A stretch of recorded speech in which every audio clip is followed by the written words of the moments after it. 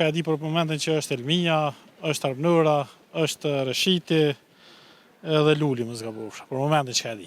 Si je, mirë? Mirë faleminderit. Jemi pra emisionin 05, jam sheshen e Ferizajt për pyetjen. Kë nga kandidatët e Ferizajt i mbështet ti personalisht? Una komplet domon, cilët kanë me dorë. Është ka e di për momentin që është Elmia, është Arpënora, është Reshiti edhe Luli më zgabofsh. Për momentin që ka e di. Do me thonë, kjo top 4 që është për ty. Po.